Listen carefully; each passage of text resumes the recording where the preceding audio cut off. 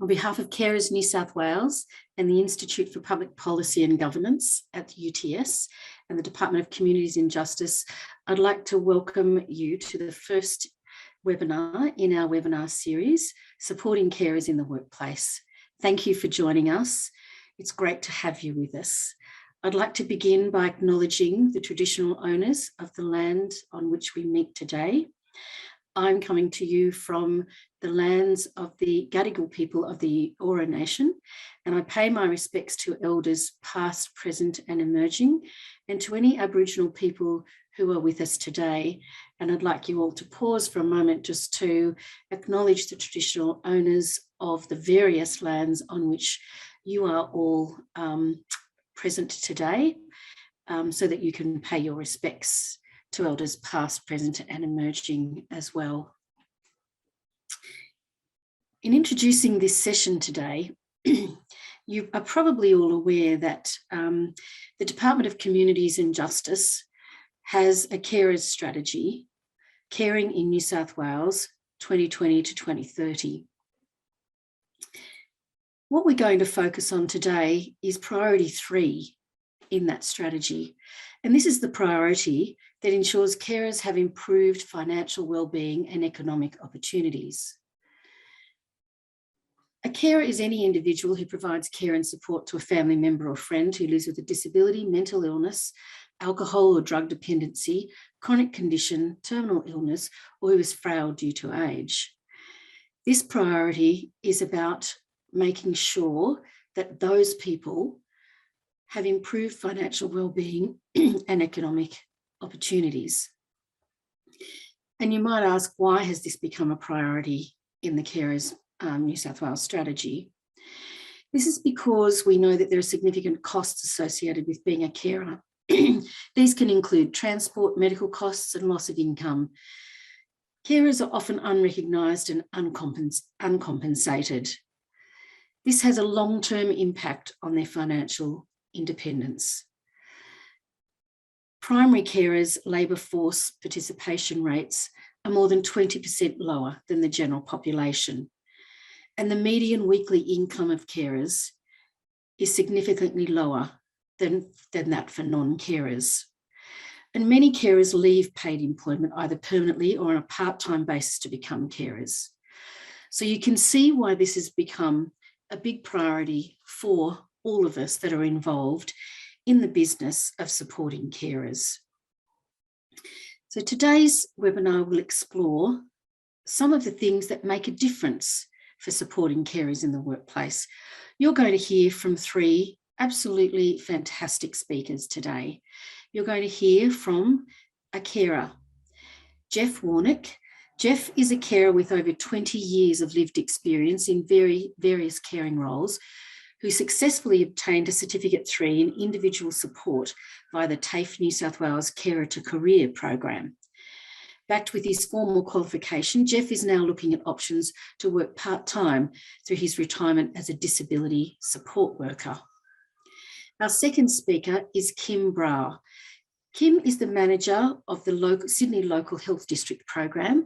She has over 20 years experience as a social worker. She's had significant experience in health, both as a counsellor and professional educator, and she joined the Sydney Local Health District Carers program in 2016. Kim will be giving us that essential practitioner perspective. And thirdly, Associate Professor Hugh Bainbridge.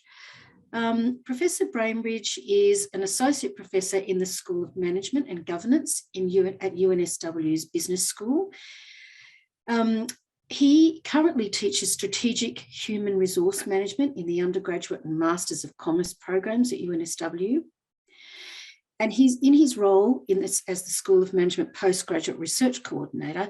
He's also the official point of contact for applicants that are undertaking the Master of Philosophy or PhD in the school. Hugh is a member of the Research Advisory Committee for the Carer Knowledge Exchange, and he'll be sharing with us some of the important aspects of evidence around the evidence that is informing a lot of the work in this space. So without any further introduction, what we'd like to do is go to our first speaker. Our first speaker is Jeff Warnick. And Jeff, what I'd like you to do is to tell us about your journey as a working carer. Share with us the ups and downs, what has worked and not worked for both you and your wife throughout this journey. Over to you, Jeff. Thanks, Tish. I'm Jeff Warnick, and I've just been asked to share a little bit with you on my journey as a carer, what worked or didn't work, the ups and downs of that journey. And I realise that caring is a very varied and different role for everybody that is a carer. And I know it can be for a short time, it can be for a long time, it can be caring for the very young and caring for the elderly and everyone in between. And I know that, well, in my case, and I'm sure with many other carers, that it's a life-changing experience. And particularly in our case, we worked out, we discovered what was important and what was not important. Became a carer in 1999 when our son was born, Brendan. Brendan was born, he had very high medical needs. And yeah, the first slide is just a little bit on Brendan's condition. Brendan passed away in 2016, just on 5 years ago this month. And when Brendan was born, that's when our caring role began. And that caring role was for me and my wife. Prior to Brenny being born, we were both working full time. Brenny was born. He spent the first 6 weeks in NICU, in hospital. Then when he came out, my wife tried to work part-time. And as Brendan's needs got greater and greater, it became obvious that one of us would have to be at home with him all the time, and my wife gave up work. I continued to work because we had to. You know, you've got to pay the bills and the mortgage. And so I became the working carer in our partnership, but the cares for our son, and as he got older, he was totally reliant on us 24/7 for all his cares and all his needs. And my wife and I split that 50-50. Even though I worked, I would still do a lot in the morning, a lot of the evening, and we would share the cares that had to occur through the night. I was luckier, I think I was luckier than most working carers in that I had my wife with me. So she was able to take up that role during the day. That was a big plus for me. I know many carers who are single parents, and they have it tough. They really have it tough. I was also lucky in that I worked in a government department. I had been working for nearly 15 years prior to Brendan being born, so I had accrued a lot of annual leave, long service leave, sick leave. And then when Brendan was born, I progressively ate through that leave over the next 16 or 17 years and everything that I accrued in that intervening 16, 17 years. That leave was just needed. We just needed to get Brendan to medical appointments, therapy appointments. He had many hospital stays. He was unwell. When he was unwell at home, it would really take two of us to look after him at home. The one big thing about working, and this refers back to where I think I am lucky in that my workplace let me use that leave. And I could use that leave at the drop of a hat. I could be off for a few hours, I could be off for days or weeks. And the management level above me seemed to be, they were supportive. They were supportive of me taking that time off. Family was first, and caring for my son, for me, was more important. So I was lucky in that regard. I think it would be so much harder for someone that was self-employed or maybe because I was in public service, or someone being in the private enterprise. That must have been so much harder for someone in that situation. So that flexibility with my leave was the big thing. And also I was on a flexi time, so I could start in a certain bandwidth of a morning, 7 till 9:30. We could start, we could finish 3:30 to 6 of an evening. That helped me too, being able to utilise that to get to appointments without maybe using up my leave. So I was very, very grateful for that. And as I said before, I also had a good relationship with the management level.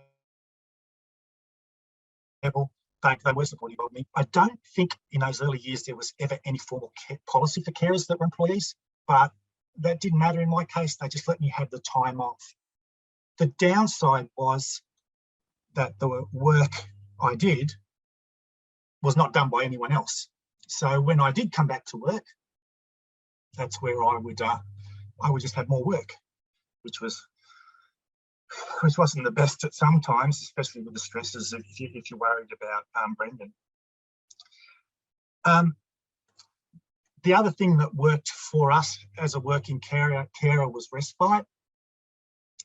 And in the early days of Brendan, because he was born in 1999, there was no such thing as the NDIS. We were reliant on us and any family members. And mainly it was my wife and I, because our parents were quite elderly and tried to help where they could, but they couldn't always help. And particularly as Brendan got bigger and his care got greater, it was hard for them to do anything. And then that, but I think we did a pretty good job of caring for Brendan for that 17 years. And then Brendan passed away.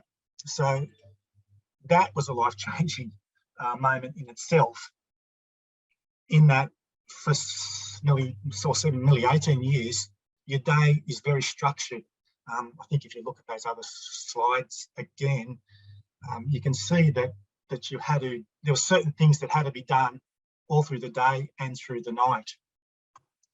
And we, all of a sudden, at the drop of a hat, you're not doing that anymore. And it really does take some time to adjust. And my wife and I sat down, because Brendan was our only child.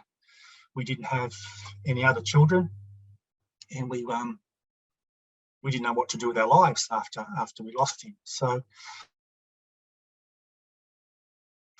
that led us to the next phase of life, and we eventually ended up fostering, with the intention of fostering children with high medical needs.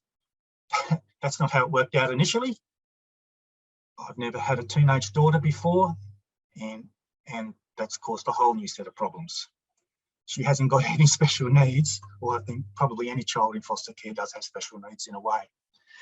But we have now ended up with a little 2-year-old boy, and we've had him for nearly 18 months. We just got him before COVID, and he has cerebral palsy, epilepsy, he's peg-fed. So we are there trying to do our best to help this little fellow achieve whatever he can achieve in life. Then when Brendan passed away, the big thing in my life was, what did I do with I'm fairly healthy, coming to the end of my working career as a public servant, and I wanted to do support work. We really appreciated the support that we had with Brendan, and I thought if I could do that, that would be giving back something that I've been taught by my son. And that led me to TAFE, and it led me to the Carer to Career program. And as mentioned before, I managed to obtain the Cert 3 in individual support. And the beauty of the Carer to Career program was that it recognised your previous experience as a carer, and that equated into credit for subjects within the course. And I think it's recognised prior learning, RPL, and TAFE, the staff, everybody was so helpful in letting me gain that qualification. I couldn't have been happier with the support and help that I got through TAFE. I got the qualification, and then only just recently in the last few months, I was able to leave my job as a public servant after 38.5 years. And I have now started working part-time as a disability support worker with a small firm. I live up in the Hunter Valley, Newcastle. And I've been doing that for about 8 weeks now on a part-time basis. And it's just been very, very rewarding to know that I'm giving back something that I've been taught. And yeah, that's a bit of the journey. As a worker, the support in the workplace is really, really, really important. And I did have it good. Getting respite, getting help where you can, if that's family. If the person you're looking after has an NDIS plan, you can now helpfully get help through the NDIS. But yeah, Tish, that's probably my journey as a working carer, and now a part-time working carer. That's fantastic, Jeff. Thank you so much for sharing that. As a foster carer who's now working part-time, is there any advice that you've got for working carers? You just touched on some things then about reaching out, but is there anything else, any other advice that you'd have for working carers? Yeah, the one big thing I think that I've learned since my son passed away, and it's something that my wife and I should have done when we had Brendan, was self-care, looking after yourself. If something happens to you, what happens to the person you're caring for? And it was drilled into me as I was doing TAFE that self-care is so, so important. And that's something I've really been trying to do over the last 5 years, so that, you know, I can do the best job I can to look after our foster son. And I mean, self-care can be anything. It can be a hobby. It can be an interest. And in my case, it's probably many people have heard of it, is park run. The Saturday morning. It's all around the world, and it's all around Australia, but that little 5 kilometres that people do the Saturday morning. But when you don't run and have to run it, it's many people walk it. And it's just fantastic for me to do that, get out of a Saturday morning, get some fresh air. So yeah, looking after yourself is very, very important. The other thing I thought was support. If there's a support group that you could be involved in. My wife was very lucky when Brendan was born. There was a support group for mums with kids with high medical needs, run through the Cerebral Palsy Alliance up here in Newcastle. And she met at least about 8 other women with young kids with life-limiting conditions. They're still friends today, pardon me, and I think all of them have lost their children as well. And some of them are now being employed as support workers with children that currently have special needs now through an NDIS plan. So that support network was very important. And also, as being a male, I think women tend to share a lot more about what's going on, men don't.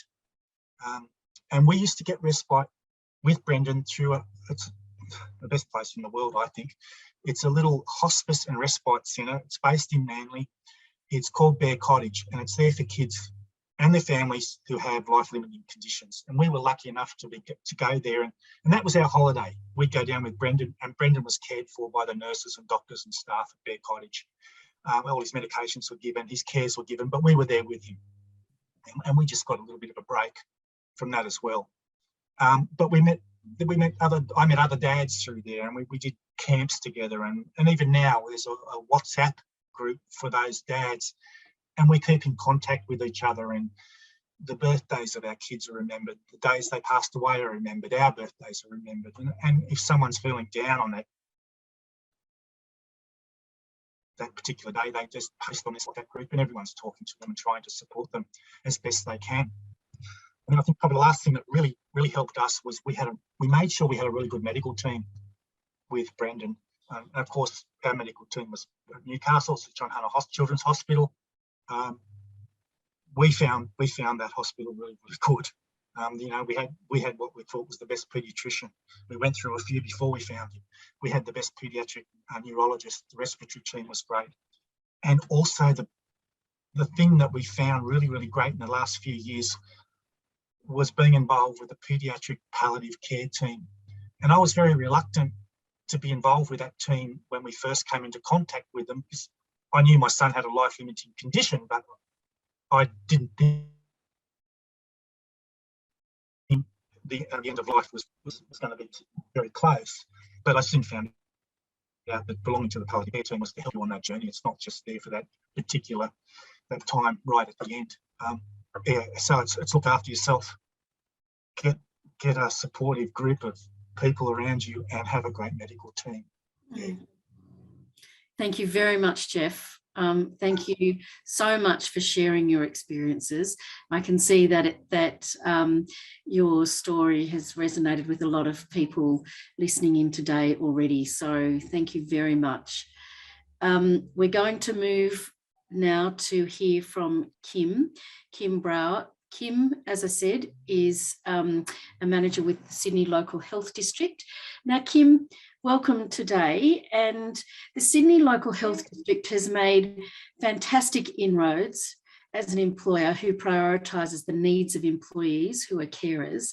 Can you tell us about how you've gone about this in the workplace? Sure, thank you. And thank you very much for the invitation to speak here today. In Sydney Local Health District, we really have tried to focus on our work with carers. And I'll just give you a bit of an overview of what we've been doing to date. Thank you, Sarah. If you'd like the next slide, please. So I suppose, Tish, it's touching a little bit about what you mentioned before, the New South Wales Carer Strategy, and that leading off from the Carer Recognition Act.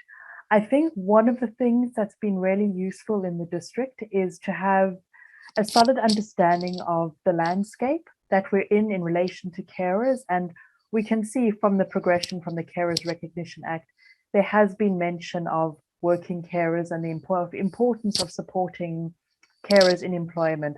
So I think that set a really solid scene for us to really actively include carers in the workplace.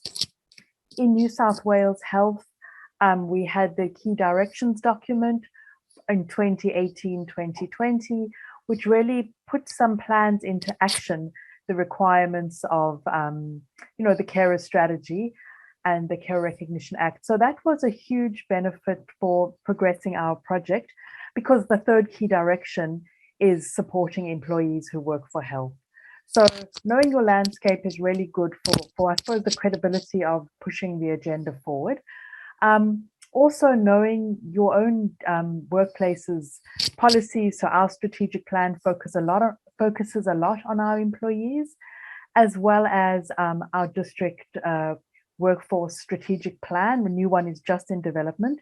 And again, there it's the strong focus on flexible work and looking at carers under the banner of diversity, realizing that carers in the workplace has specific needs.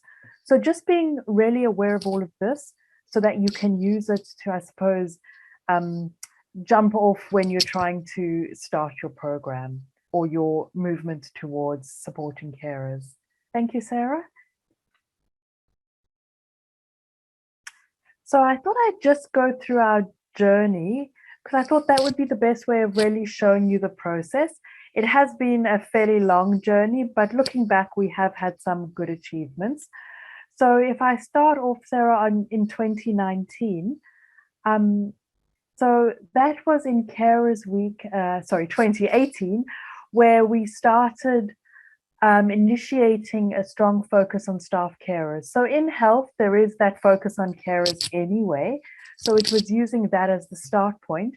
And Carers Week 2018, we really shifted or shared the focus between our community carers as well as our staff carers.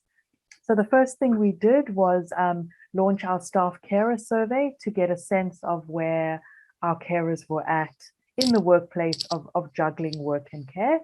We also launched our Carers Health and Thoughts chat registry. So there again, some of the work we've done with our carers, being part of a health system, is also something that our staff carers can tap into. So that's quite a bonus for us in the health area. In 2019, again, Carers Week is very often our launch for new carer initiatives. So it was in 2019 we launched our district staff carer initiative. as well as commencing our staff carer support service. So this service provides our staff who are carers an opportunity to meet with myself or one of my team to discuss their carer needs, their carer situation, and just making sure that the carers are linked to the resources that they need. And like Jeff said, reminding carers all the time about self-care, because that's such a central theme. We also in 2019, if you work with the district, there's a district-wide orientation program which got revamped. So we managed to get in there to talk about carers and to have a focus on staff carers. So that was quite an important initiative, because we now know that everyone coming into our health district will be made aware of carers and staff carers, as well as the supports for carers. So that was quite I think it's a time that really shifted our the profile of staff carers in the district. Moving on to 2020, that was when we very excitedly became accredited at level 1 with the Carers and Employers program. And I'd like to talk a little bit about this program because it has made such a difference and given us such momentum to driving the working care initiative in our district.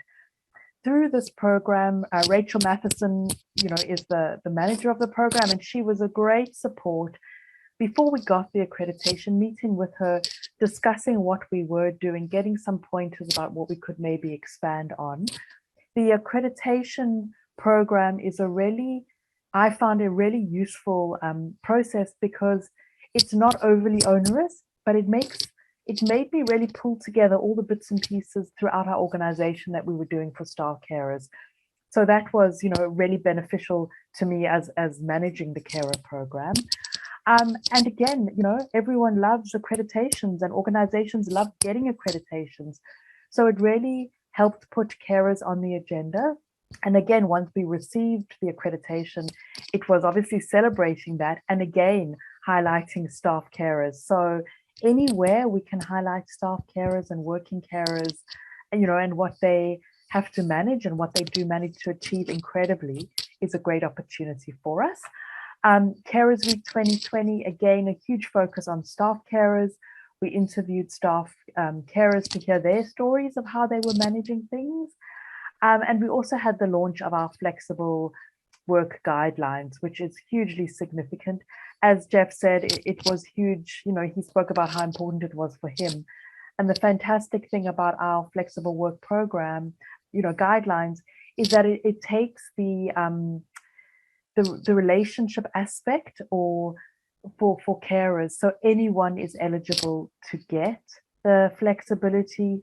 Before it was so standardized, it was a little bit about relationships and not everyone knew about it. So that's been a huge shift in the district in working with carers. And lastly, this year, one of the focuses of Carers Week was to, we had a video about a staff member who is a carer and her manager, and a short video saying about the benefits of working with staff carers, supporting them and how it benefits the organization as a whole. So that was great. Now in Carers Week, our chief executive always sends a message out, including staff carers, which is great. And of course, we got our level 2, which was again very exciting. And in getting the level 2, once we achieved the level 1, knowing what was required in the level 2 also gave us some ideas about progressing our program, which was fantastic. Thank you, Sarah. So I just thought to go into a few of our projects in a little bit more detail. The staff carer survey, which we did in 2018, was really significant. It guided us in what we were doing. We got some fantastic information, and the qualitative information was just, told us so much about people's experiences. We kind of found the 5 main things people were focused on was flexible work practice, the importance of leave, support in your role, manager's awareness and support. The manager's role was so huge in terms of whether a carer had a good experience or not. as well as just general awareness of the carer role and the impact it had in work. So Sarah, if we could move to the next slide. This is just a quick before we get to that, I'm jumping one ahead. So our flexible work, one of the great things about this initiative is carers, sorry, Sarah, I confused you. If we could go to the flexible work practice slide. One of the good things about the flexible work guidelines is that it is being really, really well promoted. We have a web page on our intranet, a really nice handbook highlighting, the process from both a manager and a staff member's perspective. So that's really useful. The way it's promoted, everyone knows about it. So it's not something that some people have knowledge about and some don't. And from our survey, we did find that a large percentage of people didn't know about flexible work practice. And just going back to the survey, one of the important things we did find from the survey was just for carers to acknowledge to working carers that they're there, that they're having a really, a challenging time very often. We got so much feedback from our servers saying, you know what, just you asking us how we're doing meant so much. So I think, showing carers that we do have strategies, we do have ideas to try and support them, just them knowing that there are some supports to them actually provide benefit whether they use them or not. So that was really interesting to find out. The next slide, please. So then what I've done, and I hope it's not too small that you can see, we've really developed our district staff carer program based on the feedback we got from the survey, those 5 top things that are important to carers. And you'll be able to see from that, I've just made a table, that the orientation program, being involved in that was huge because it allowed us to touch on all the areas that are important to carers. For the managers focus, they're managers in the orientation. So we can tell them how important it is to support our carers. One of the things we do in the orientation is ask if people are happy to share, and we do have a poll, are you a carer? Then talk about the definition and ask the question again. And that idea of the hidden carer really comes out, and it's always like a big wow in the room that people realize how many carers are there, and that where we work, we need to be aware the carers everywhere. The staff carer support service has been great. People have found that very useful. Part of the feedback we got from the survey was people wanted a one-stop shop. No one's got time. Carers, we know, are so time poor. They don't have time to go around trying to find the information. So we, in one quick meeting, can give them or refer them to any services that might be of use to them, both internally and externally. We found in our survey that the awareness of carer services was pretty low for staff carers. So that was one way we could improve it. Carer fact sheets, both for managers and our staff carers, again, highlighting all the things that carers say they need, just really signpost what's available for them. Again, whenever we talk about carers generically, whenever we go to speak to any staff, we always include a bit around staff carers in anything we present as a team. We've also got, sorry, missed that one, the Think Patient, Think Carer brochure. This is a quarterly, I suppose, brochure bulletin newsletter that goes out to all our district staff, which is highlighting the importance of carers, which we know in health is important for the work we do, but also to remind we always have something around carers in general, supports for carers, and something about staff carers. So we're constantly highlighting the importance of staff carers and to create awareness for staff carers. Carers Week, like I was explaining in the journey, we always have a component highlighting staff carers and celebrating the work they do. And also on our internal bulletin notices, we frequently, at least once a month, put something up about staff carers, just to keep that awareness happening, reminding people about the supports that are available. So that's kind of our program in a nutshell. I have ended it just talking about some of the tips and challenges. So if you'd like to go to the next slide, please, Sarah. So in one of the key things is getting executive support. So some of the things I've mentioned already doing the survey, linking to carers and employers, being aware of the landscape are always all things that help in getting executive support. Working closely with your workforce services team, human resources is really important because we're lucky we have a carers program, but in organizations that don't, the workforce services is generally the channel to use. Something else that's really important is we know 1 in 10 Australians are carers. In the health setting, we know that's higher. So really, if you're talking about carers, to personalize things, 9 times out of 10, there's someone in the room who is a carer. So by telling stories and connecting with people who are carers, you can get a lot of momentum as well.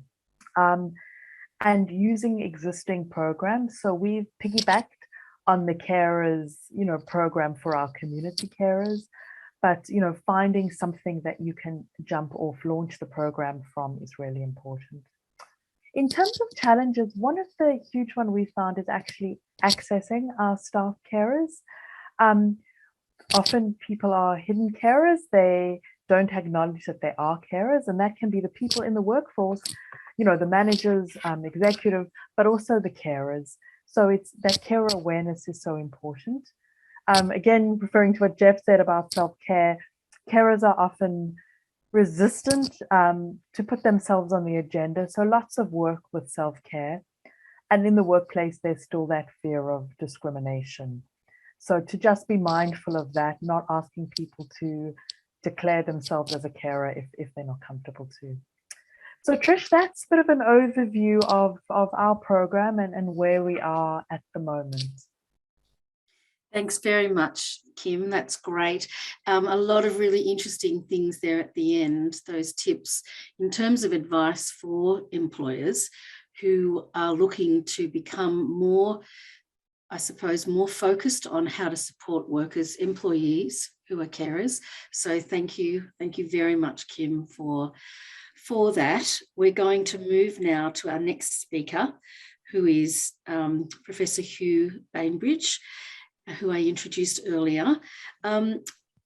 Hugh, I'm wondering if you could tell us about what the research is saying about the benefits of flexible working arrangements. We've heard both from Kim and from Jeff about the flexibility that they have, that Jeff has experienced, but also that Kim, as a manager of that employer program, but it'd be interesting to hear from you about what the research is telling us about the benefits of flexible working arrangements for carers and what employers can do to support employees to balance their work and care. Over to you, Hugh. Thanks, Tish. I'm just going to build off Jeff's talk about his personal experience and the fantastic case study that Kim discussed and introduced to us, and talk about the more general experience of carers in New South Wales. If we can jump to the next slide, Sarah.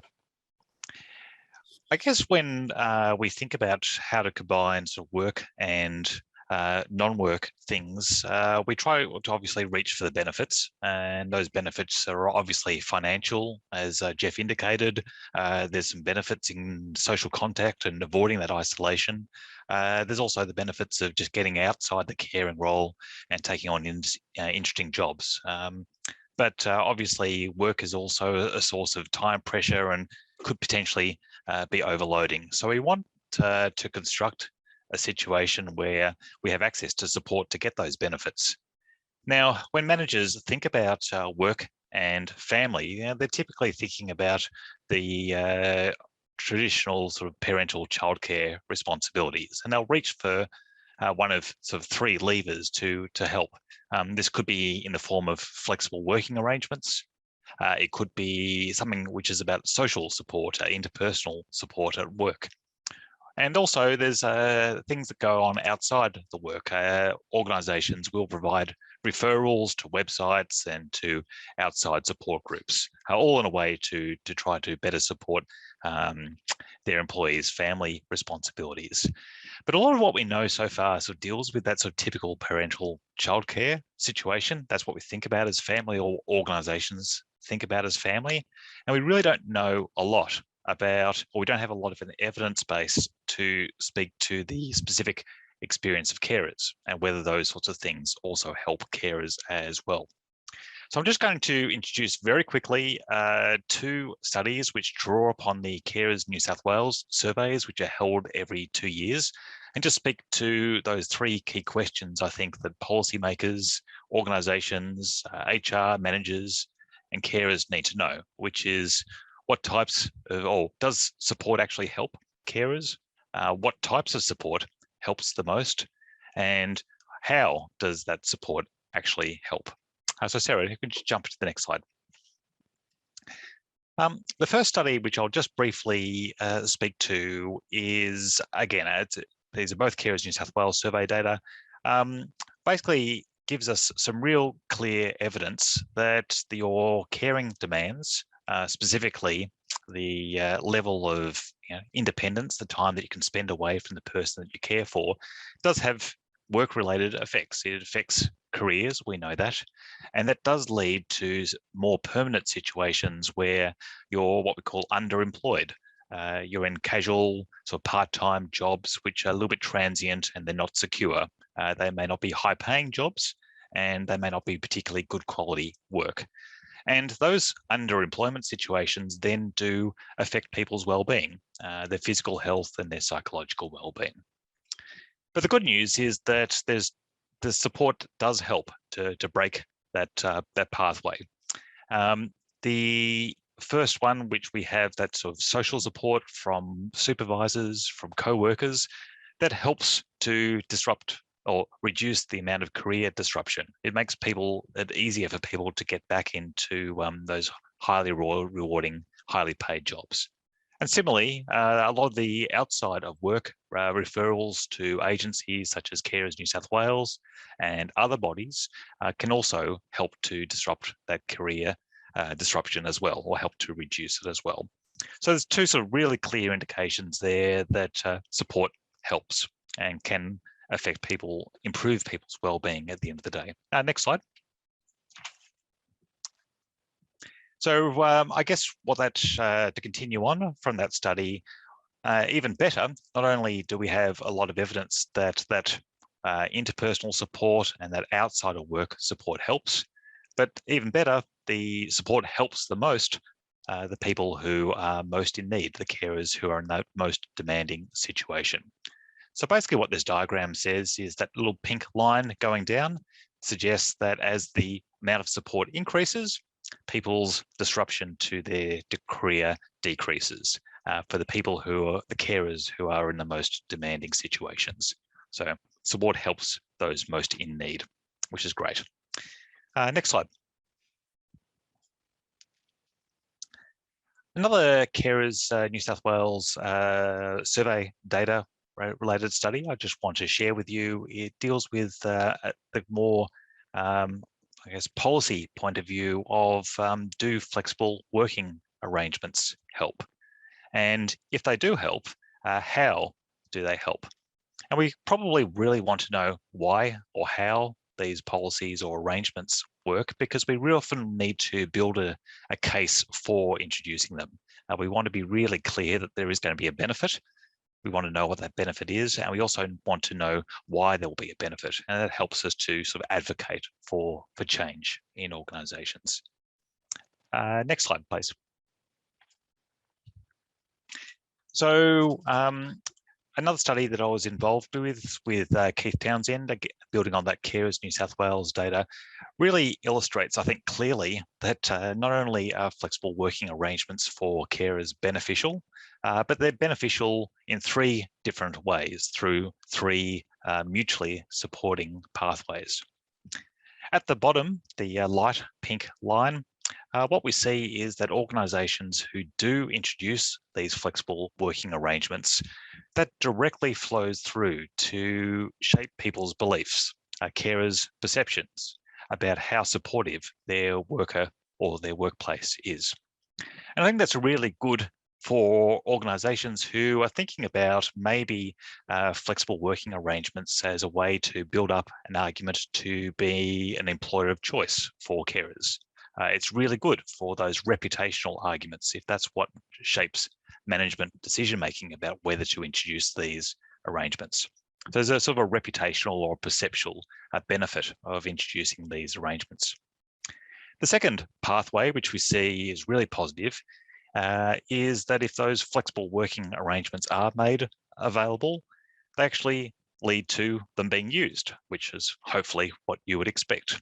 So making them available leads to the use, and carers then will report that those arrangements are actually helpful for themselves.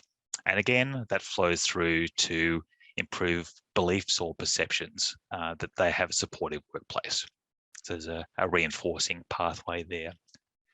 The other real benefit of making those flexible working arrangements, pathway 3, is that it makes caring a talkable subject. Having those arrangements on the books creates a safe space, a little bit of evidence to indicate that carers can go to their managers and disclose what's going on outside of work. Now, one of the interesting things from the data, perhaps one of the unexpected things, is that pathway of increasing disclosure to your manager doesn't necessarily lead to greater use of those flexible working arrangements.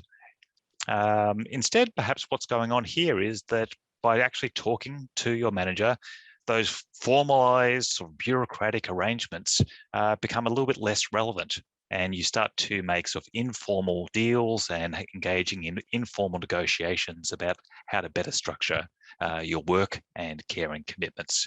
So having a supportive boss perhaps then means that you don't necessarily have to go through the formal HR process of making semi-permanent changes to your job role.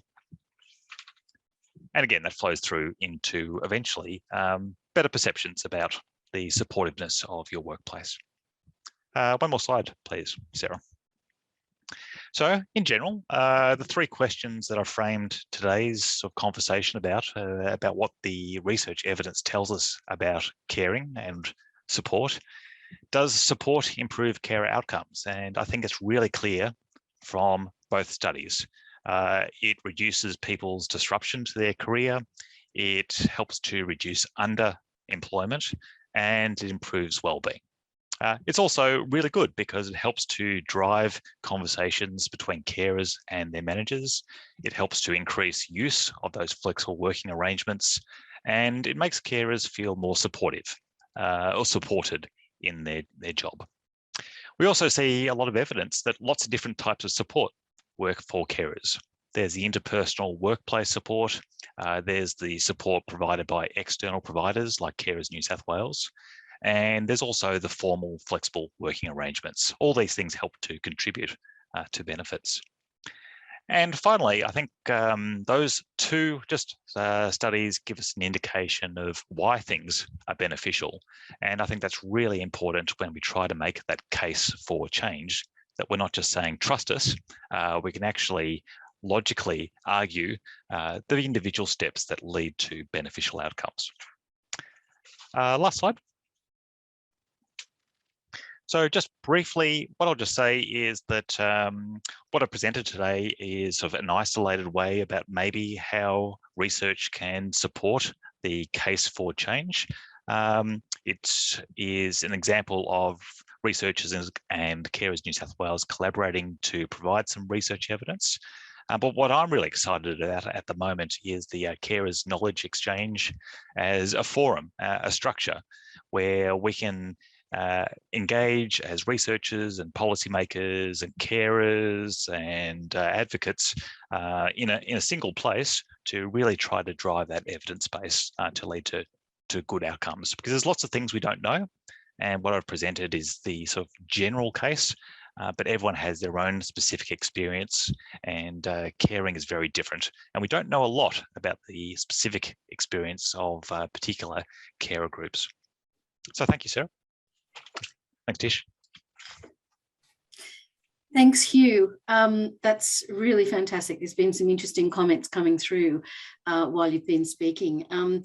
Is there anything finally, Hugh, that you would that you think you could share with us today? Any opportunities that you think for the research advisory group to work on in this area that might be directions for the future? I would just say briefly to get engaged. I think one of the limitations of what people like myself do is that we're often too focused on publishing journal articles or going to conferences. So this is a great structure, the knowledge exchange, to build better quality relationships with all sorts of stakeholders in the area, and hopefully that leads to better media and it leads to better quality research when people like myself better understand exactly the experience of and the issues that are coming up in this area. So I'm really hoping that this is a great sort of forum where we'll see some really, really good stuff coming out of the knowledge exchange over the next sort of 12 and 24 months.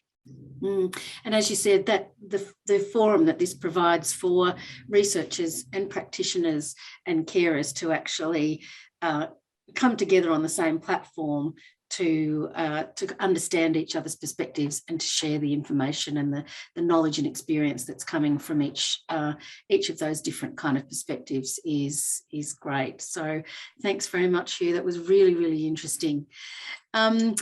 What I'd like to do now is to move to a couple of questions. So we do have, we've got a lot of really interesting questions and comments that have come in during those, hearing from those speakers. So I'll try and cover a couple. We've got a very short amount of time, so we'll just touch on these, and others that we don't get a chance to cover now, we will cover, we'll follow up with you directly with people, and we'll also be putting questions and answers on the website, so we'll be following up with you. But there's a quick one. Karen has asked, can the references, obviously the references that Hugh has listed on his slides, can they be listed on the Carer Knowledge Exchange website? Yes, the answer is, of course. Thank you, Hugh, for that. Georgina has asked a really lovely question. I'd really like some advice on how much to disclose in negotiating flexibility and leave at the interview stage, as my problem is actually getting work that will fit in with my carer role. I've been told in the past by Fair Work that this is too early to do this. I'm just wondering, Kim, if you could very briefly, if you've got any advice there for Georgina about the stage you did discuss in your presentation about the sensitivities around disclosing sometimes, and I'm wondering if you've got any advice for Georgina, Kim, that you could share. Yeah, I mean, it is a tricky balance to find out. I think if you are looking for a job, it's quite good to do some research if possible into do they have flexible work practices. In my experience, I would always suggest that you ask the question in the interview, maybe not in full detail, because I mean, the interviewer is for the interviewer to figure it out if you're right, but it's also for you to see if the workplace is right for you. And I think, you know, it's best to disclose it in some form, even basically, so that you have a sense of whether this is an organization that's going to work for you. Yes, that's right. And it is one area that we could probably start looking into to provide some more advice. There's also a question, Kim, around it would be great to know what staff are needing in terms of flexible work, days, hours, job share, other. I would say that that's probably, you know, how long's a piece of string, but it might be interesting, Kim, just to hear from you in terms of some of the things that staff, employees were really looking for and needing in terms of flexibility. What I found is sometimes people are not asking for a lot.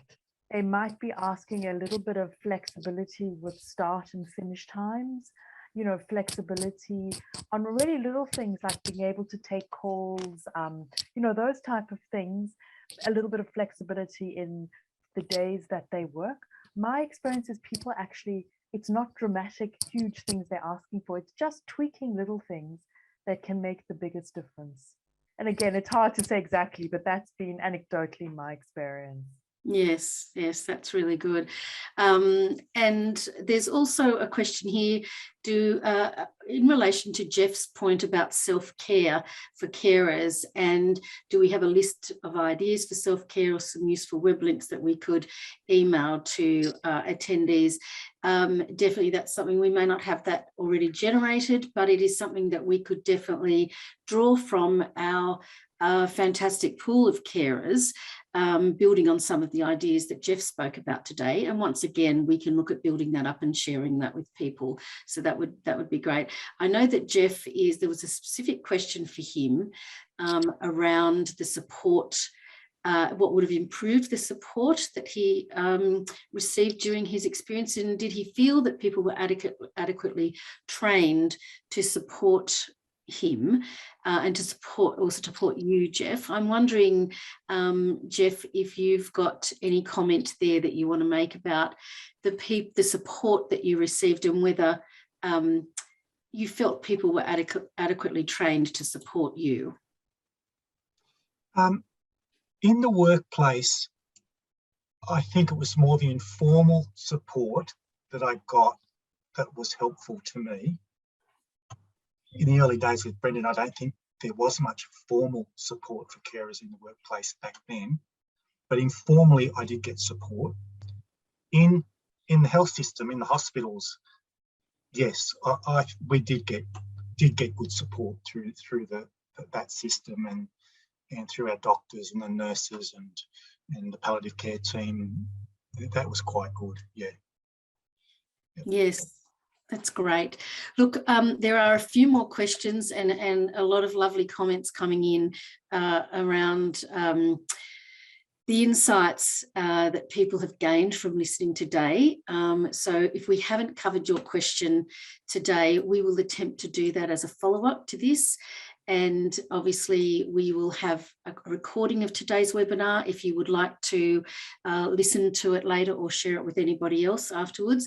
But as we are coming to the end of our time, I'd like to close now. I'd like to thank our three speakers for their insights today and for sharing with us their knowledge and experience. So I'd like to thank Associate Professor Hugh Bainbridge, Jeff Warnick and Kim Bra, and thank them for their generous time this afternoon, and as I said, for sharing their insights and making this such an interesting webinar to kick off our Carer Knowledge Exchange webinar series. I'd like to thank you all for attending today. We've had a great roll-up. I hope you found it useful and enjoyable, and I hope you've learned something from today. And please keep an eye on our website. We will post information from today and information about our future webinars. So thank you all, stay safe and well, and see you next time. Thanks, everybody.